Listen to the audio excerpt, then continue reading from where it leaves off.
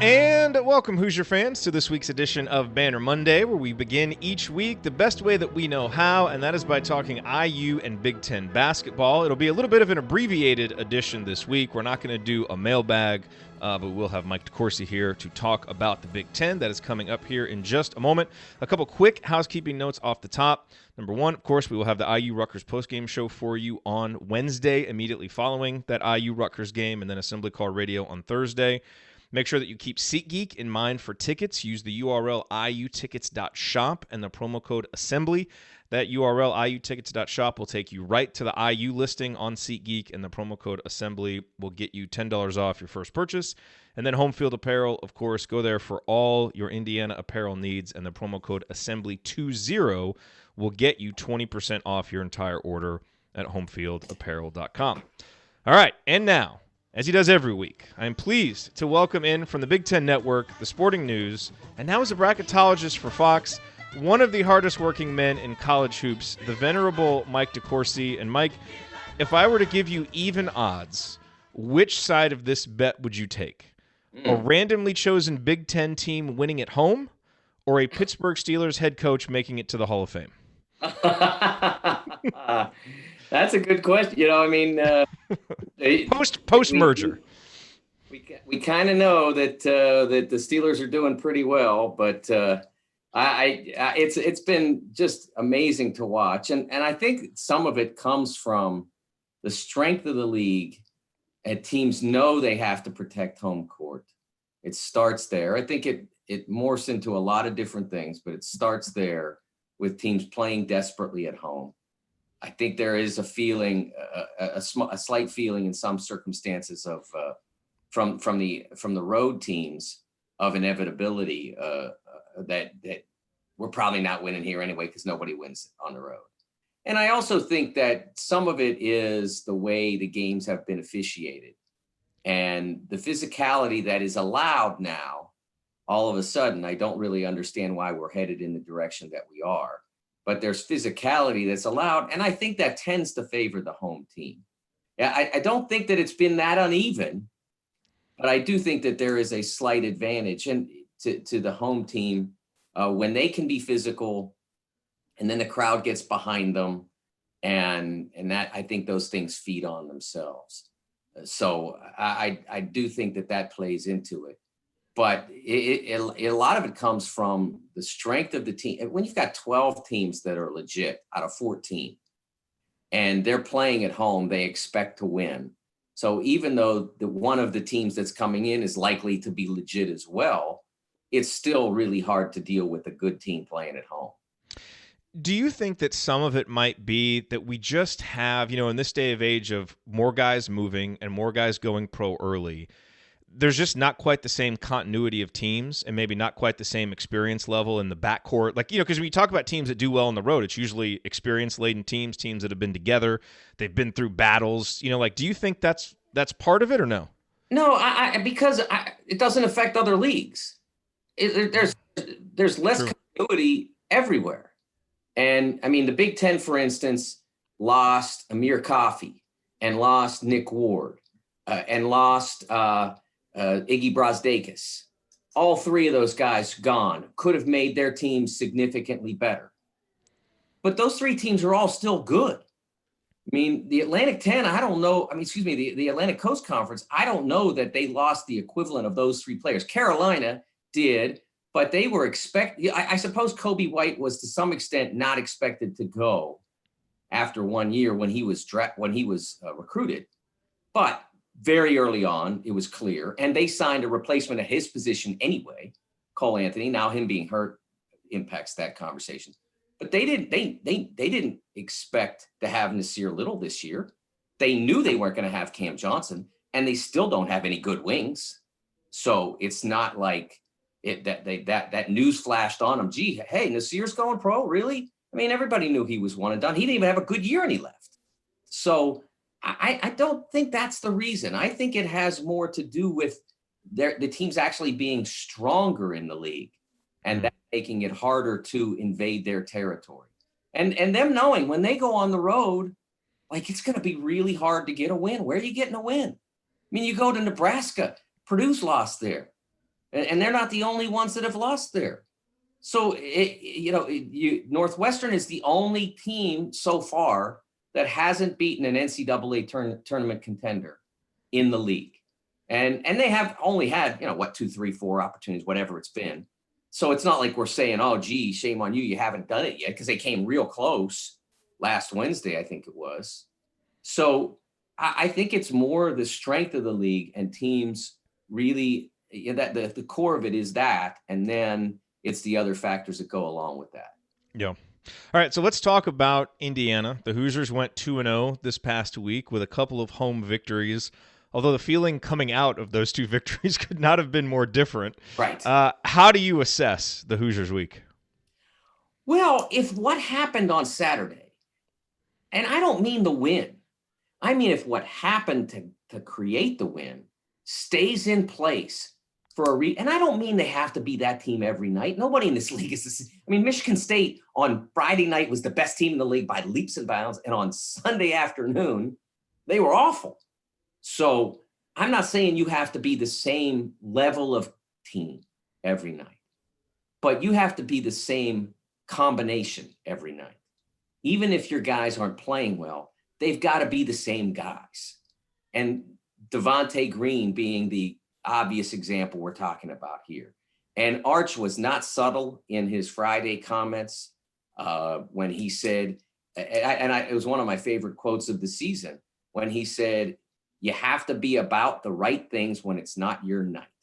And what I followed up with on BTN on Saturday afternoon was, if you're about the right things, it'll be your night more often. I mean, that's the reality.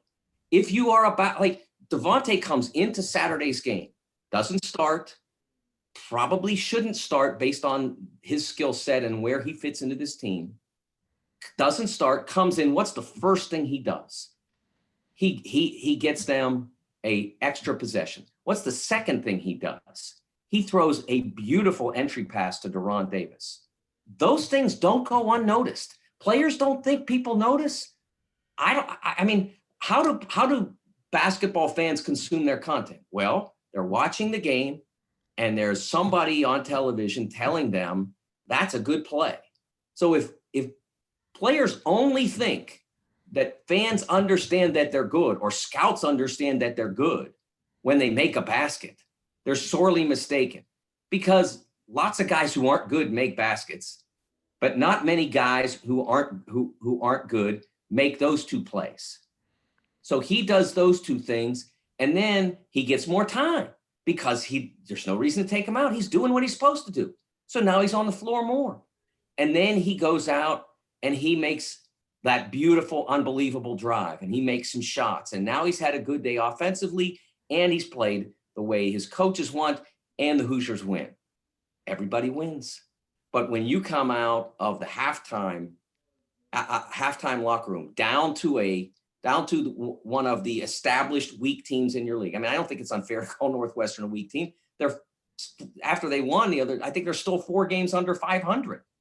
This is one of their poorer starts at Northwestern, which is not, as we know, a program with a grand basketball history. One of their poorer recent starts, I should say.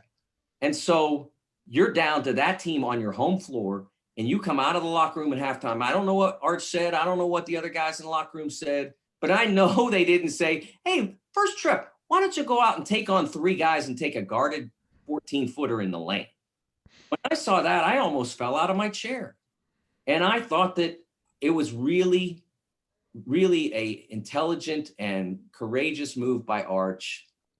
And I know courage is please don't criticize me for saying courage, but, bold. Let's say bold. It was a bold move by Arch to have Devontae not play the final 6, 8, 10 minutes, whatever it was, because he not only had to send a message, he had to say, these guys are playing to win. This guy's not. Well, on Sunday, 23 minutes, I think he got ballpark, played to win, and they won, and he excelled. And now if he goes out and does those same things in the next game, no guarantee they win, but it's a guarantee that they'll be competitive. If he's playing like that, it's highly unlikely they're going out and getting beat by 25 by one of the other teams in the league that's a contender. And for whatever reason, Devontae has just always responded well to being benched. It happened his sophomore year. It happened last year as a junior. Archie just did it a little bit earlier this year. So maybe we can see the effects for a little bit longer because, he got benched last year in the final 7 games. He was really good. And so hopefully there is a lasting impact there. The other, obviously. Let me say one more thing, if I could. I'm not sure if you're going to change the subject or not, but I want to have one more thing to say about the Hoosiers. Mm-hmm. It's not going to be easy from here. I believe there are 15 games left. 14 of those games are against the other 11 NCAA tournament contenders, some combination thereof. Yeah. That's 14 out of 15. And the one that's not is on the road against Nebraska, which has been dangerous at home. Okay? So they're all hard. And chances are good you're going to get into the Big Ten tournament and you're going to wind up in another hard game because there's almost no easy ones. So it's going to be this. It's highly unlikely it's going to be this. So I remember now, a lot of you just listen. I did a roller coaster motion and then I did a straight upward plane. So we're very familiar with the roller coaster here with Indiana. Yeah, and it's going to be a roller coaster. You're going to win 2, you're going to lose 1. Is it possible that you're going to go out and win 5 in a row? I guess it's possible, but I think most teams in this conference from here to the end are going to have difficult stretches. And even if it's just win 2, lose 1, you can't get super upset about the result. You have to keep your head in the performance. And that's true of the players as well. You have to, or did we play well enough to win? Okay, how did we lose? And then go and take that and apply it to the next game. Yeah, absolutely. I mean, that's why when you look at the Wisconsin and the Maryland losses, it's not losing that was bad. It's like you're probably going to lose those games. It's not even being competitive. Right. Not even playing the same sport that they were playing, basically. Exactly. Sticking with Indiana, you talked about Devontae Green, and he was terrific on Saturday against Ohio State. The other guard who was terrific was Rob Phinisee. Getting him back in the starting lineup, he comes right out and makes 3 threes, which was huge. Look, we look at things obviously through a very IU basketball prism here, and he's such an important player. Is there a bigger X factor in the Big Ten from here on out than Rob Phinisee? Because it really seems like him playing makes Indiana a legit NCAA tournament team, and without Rob, as we all know, this team is kind of rudderless. Yeah, I think without him, everybody is out of sync. Yeah, Al is out of his comfort zone. Now you put Rob on the floor, and Al is 2 things. 1, check the other team's best wing, and he's very good at that. 2, make open shots. Hit the rim if you get a clear line drive, and run if you get the opportunity. And he can do those things with anybody in the league. But then you start putting playmaking and all this kind of stuff on his plate, and it's not good. Devontae, can he make a pass? Sure, he's made lots of good passes in his career, but his mentality is to score first. So bring him off the bench and say, Devontae, take quality shots. As long as they're quality shots and they're within the framework of the offense, it's not going to bother us. Do your job defensively, take quality shots. We want you to score points for us. That's your job. But we don't want you to force offense. That's no one's job. And then Rob, run the show. Make open shots when it rotates back to you and you're open. And everybody's back in place where they belong. And having Rob means better post feeds for Trace and Duran and Joey, all of whom are very effective finishers on the inside when they're singled up.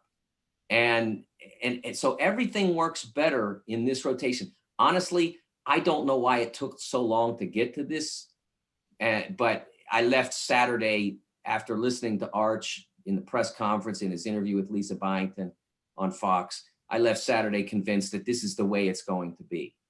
And I think that was, to me, even more encouraging than the result.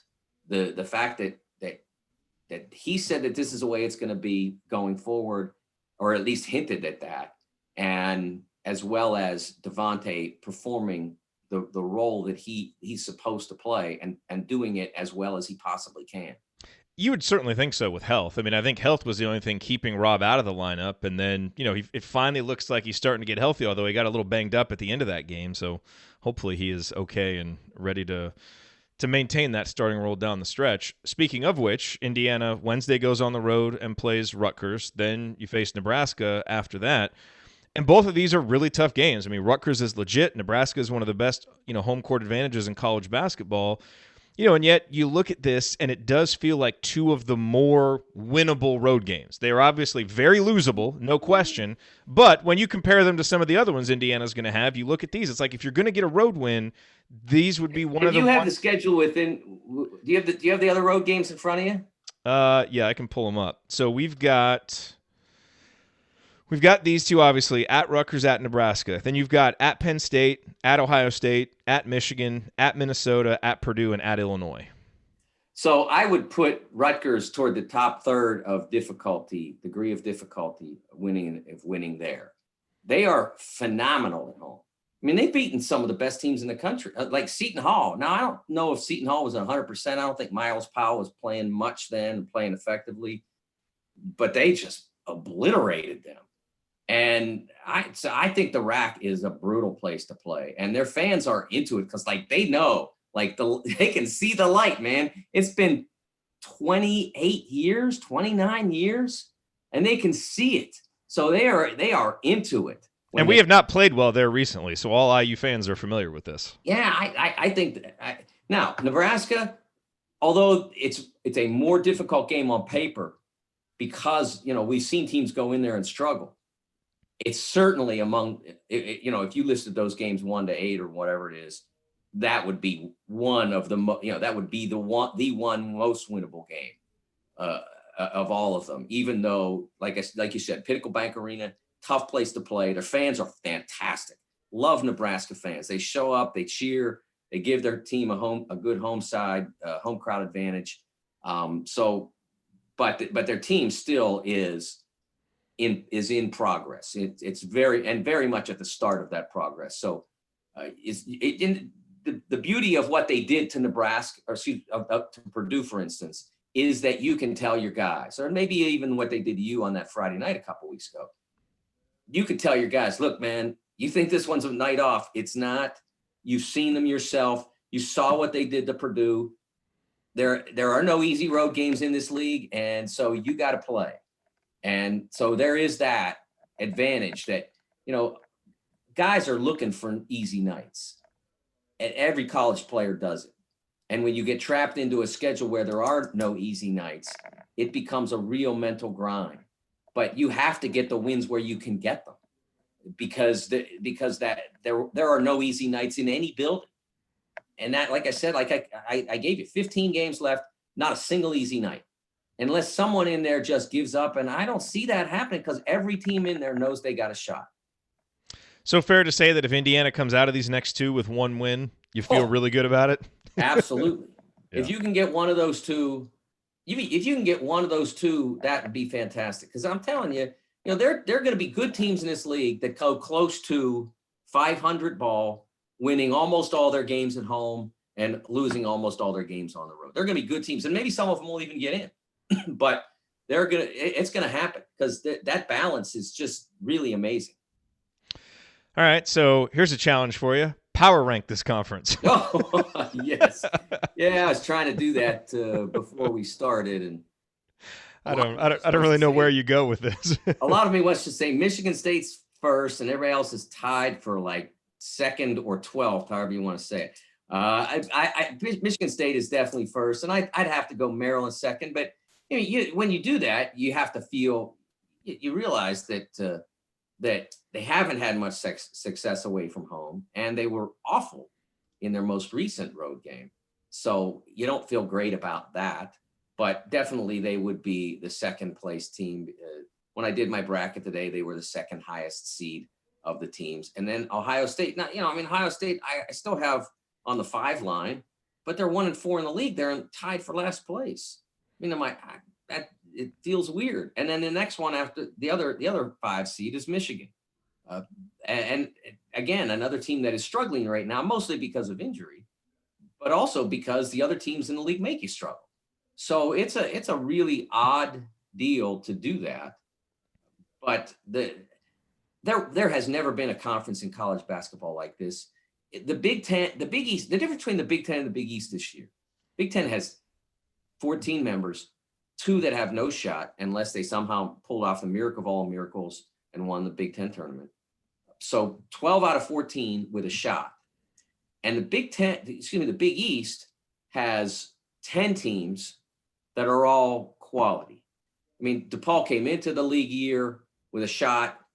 They're kind of blowing it now. They're 0-3, but they still have a lot of time to make that up. Providence came in with very little shot, and then it went 3-0 out of the gate. But they have no teams that have no shot. So it's really unusual. And then you have other leagues that have very good teams at the top and then mediocre to bad teams at the bottom. Those 2 leagues, the Big Ten and the Big East, in some ways, there's never been anything quite like it. I mean, when the Big East got 11 out of 16 in 2011, they had 4 teams at the bottom that had 2 total wins among them against teams that made the tournament. And they had 11 teams to take a shot at and only got 2 wins out of that. And all the wins they had in the league basically were against one another. So it made it easier to get in for the 11 who did, because, hey, we got Seton Hall tonight, yay. Or we got Providence, double yay. Or we got, best of all, DePaul, which won 1 league game that year. South Florida, I think, won 3 league games that year. I think they won 1 against DePaul and 1 against Seton. It was all like that. You don't have that here. That's what makes this just different than anything I've ever seen. Now, I mean, you go back to the old days when you had the ACC, there would be years where you would have 7 or 8 out of 9. And I covered the Big East in 1991, and they got 7 out of 9 into the tournament, 7 out of 9. And the 8th was this close, was maybe the last, back then they didn't tell you, but was maybe the last team out or the next to last team out. But then you had also Boston College, which was 1-15 in the league and usually wasn't much of a threat. You just don't have it anymore. And I think that's just, it makes, for every team in the league, it makes it very difficult for their fans to get on that mental roll of, we really got it going. Because I don't know that you're going to see a lot of that in this league. To date, you've not really seen it at all. Yeah, your momentum is just until your next road game, basically. Yes.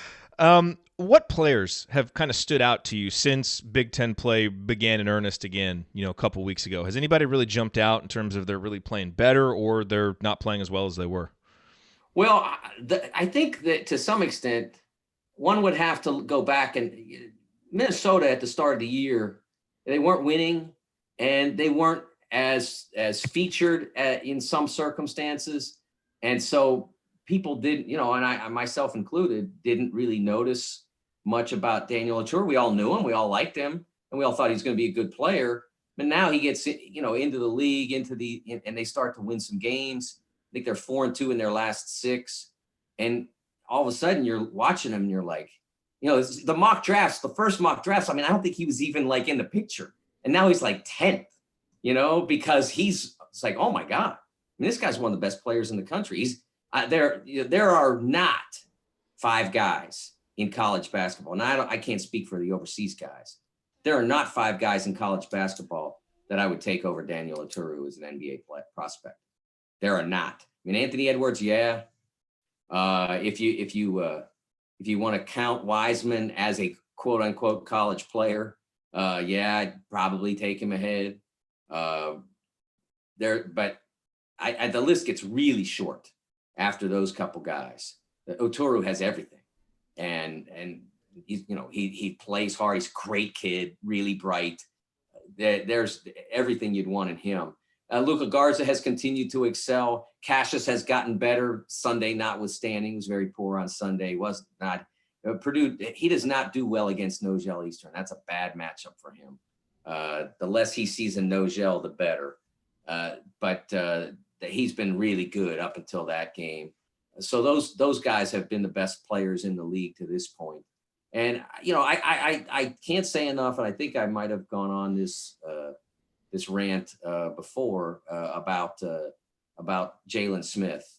I just love what he's doing at Maryland, playing in the middle, not one complaint, not ever. He is undersized. I read an article about Precious Achiuwa at Memphis and how, he had to accept playing in the middle now because there's no Wiseman. And he's 6'10", 260. And he didn't want to play in the middle. Now he is, and he's playing great, and that's wonderful. And he's not, he's bought in, but he had to be sold a little bit. Jalen Smith just said, okay, sure, coach. He goes out and he gets beat on, and he just plays great. So he's one of my favorite players of the year for that reason. I have not heard one word from anybody about him saying he doesn't totally embrace his role. It's amazing how many good big men there are this year in the Big Ten. I mean, yes, just it's part of the reason why all this is going on. Every single night, it's just a great big man matchup. So you were in Bloomington for the game against Ohio State. Did anybody else jump out to you? I mean, we talked about the guards, but from an Indiana perspective, did any other players jump out to you, watching them as guys that, you think are, could really maybe start to take that next step that would help Indiana get to the next level? Well, correct your geography a little bit. I was in Chicago in the BTN studios watching. Sorry. I thought you were in Bloomington. Okay. No, I was not. But Joey Brunk would be the answer. I thought Joey played great. I thought he was much more aggressive than his baseline had been. His stand and he's been fine. He has, but he was on definitely on a different level on Sunday. Maybe challenged because he knew that he was going up against one of the best big men in the Big Ten in Caleb Wesson. But he was aggressive. He was assertive. He really went after it, and I thought he did a lot of damage.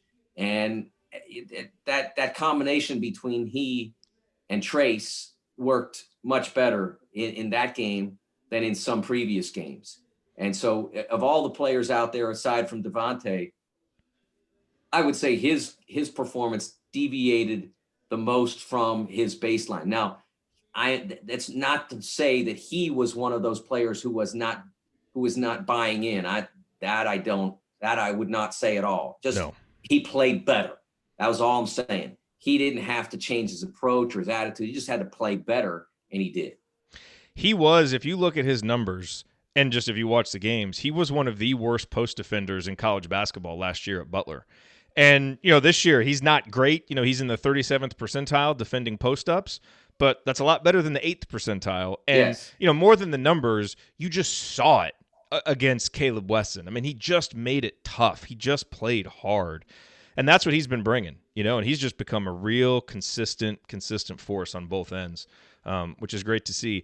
Did anything jump out to you about Jerome Hunter in that game? Because I think one thing a lot of Indiana fans, obviously he's been a guy we've talked about since last year, the great mystery potential superstar Jerome Hunter that we didn't get to see last year, that this year has struggled, as he's kind of coming back from that injury, get himself acclimated to college basketball. That game to me felt like a real step in the right direction for him. And he seems like the kind of guy that could really help change the equation for Indiana moving forward. Oh, absolutely. I mean, he did a great job of getting himself fouled. They trusted him for 19 minutes in a game where a lot of the opposition's danger comes from the perimeter, comes from the 2 and 3 spots. Caleb Wesson is their best player and their most important player. But their good days come when you get a Dwayne Washington going or a Luther Muhammad going. And they really didn't get either of those guys going at all. And I know Dwayne had other problems, but they didn't get those guys going. Andre Wesson did fine. He did a really nice job in that game, but he really played a lot of 4 because of Kyle Young's early foul trouble. So a lot of Andre's damage was done when he was playing the stretch 4 position. So I thought that they did a really nice job of containing the perimeter players, and Hunter was part of that. I know I read a tweet. I'm not sure if it was yours. Now I think it might have been, that said that this, I can feel it coming. Jerome is going to have a breakout game. It's coming.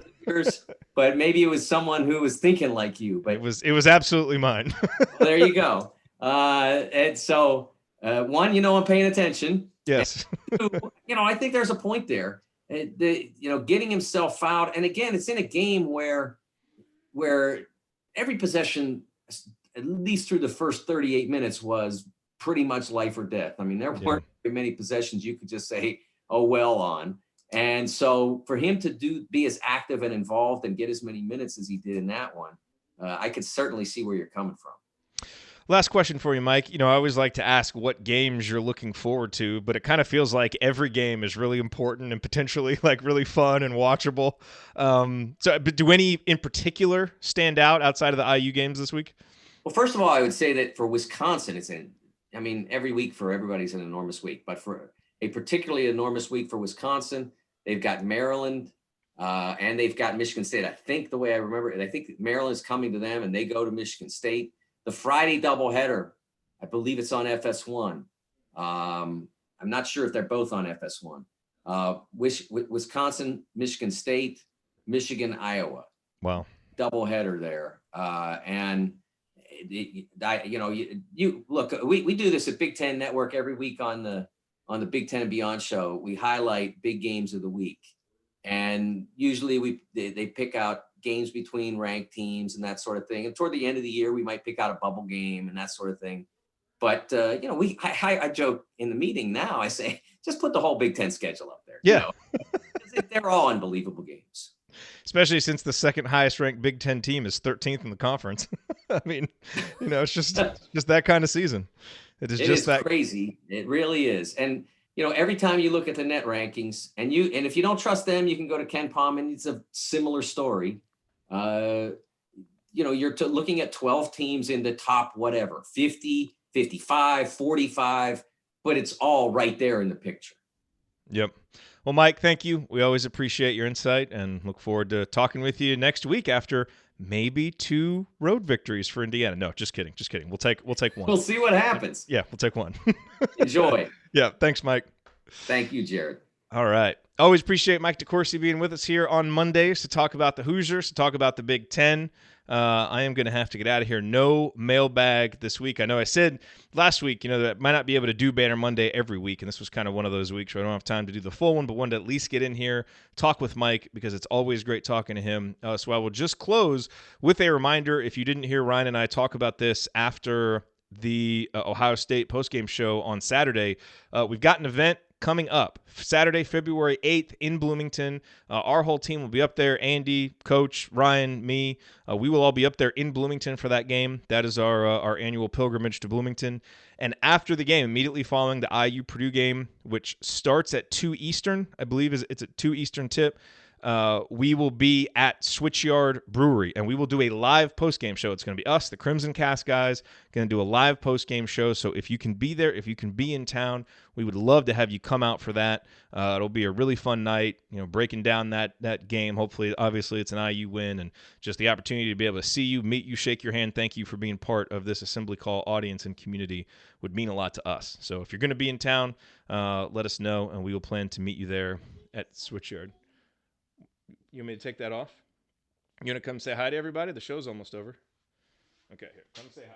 You were trying to come in earlier. All right, here's my daughter. No nap today. She's wearing her penguin costume. If you want to talk to everybody, you have to talk into the microphone like this. Hi. Do you want to say go Hoosiers? Go Hoosiers. There we go. All right. Should we sign off? Yeah. I got to go get you a snack, don't I? Okay. So now you're seeing why it's cut short today. Yeah. Okay. All right, everybody. We'll see you after IU Rutgers on Wednesday night. One more Go Hoosiers? Go Hoosiers.